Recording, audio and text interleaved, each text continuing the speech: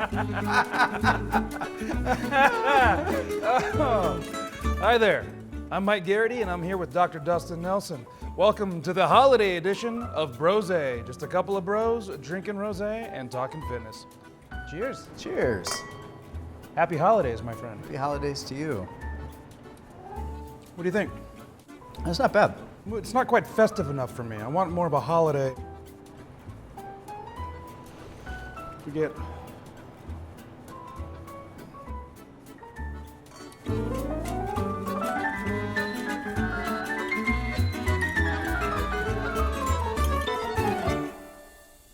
Okay, so now that it's the holidays, there's something that's ever present on my mind, and that's the idea of holiday feasting. And I am what you might call a big eater. And my family, they know that if I'm coming to dinner, they got to make a Mike pie.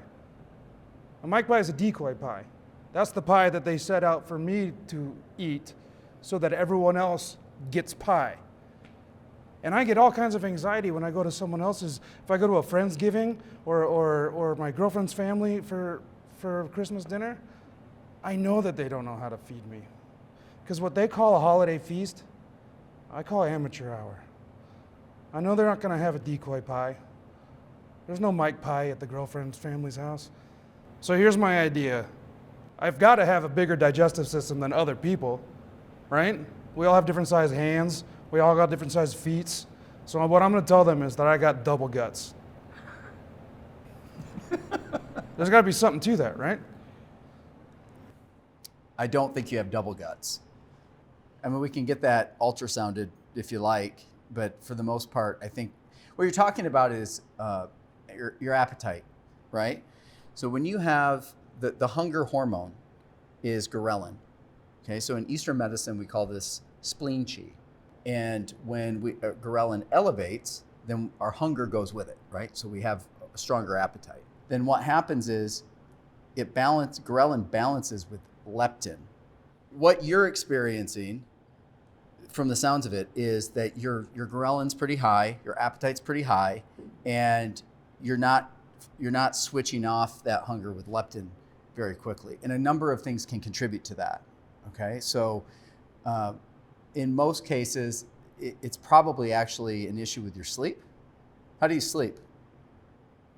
I don't really sleep. It's been probably over a decade since I've had a full night's sleep. Seriously? Uh-huh. If you're not sleeping, Mike, that's probably a big part of this. Let's work on you sleeping and see if that doesn't change your superhuman hunger. Okay? So what would you do with that? You'd use things to help blunt cortisol in the evening, right? So we use herbs for that. We might use magnesium to relax you. We might use some GABA to help relax that as well. Melatonin can be good to lower your body temperature and help you sleep through the night. So just some things to help reduce the inflammation in your gut, get your tummy juice going, some things to curb that cortisol, and drop that spleen chi a little bit. And I think we'd be good to go. Do you say tummy juice because you think I'm dumb? No, sorry. Yeah, it's kind of like a way that I think it makes it easier to understand. I hate to admit this. Does it? It does. Okay.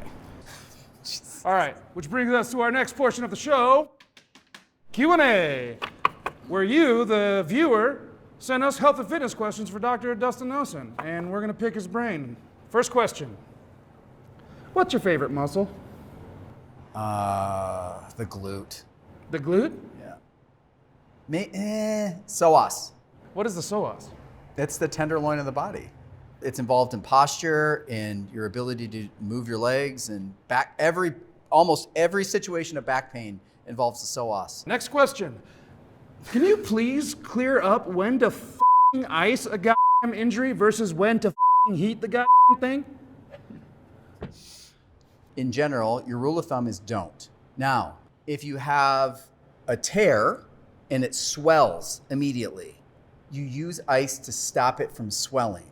But if you don't have swelling, like with a strain or those types of things, in the first maybe 20 minutes, what you're going to do is if you ice it, you're going to stop the blood flow from going to that area and the blood flow with those nutrients is how it heals.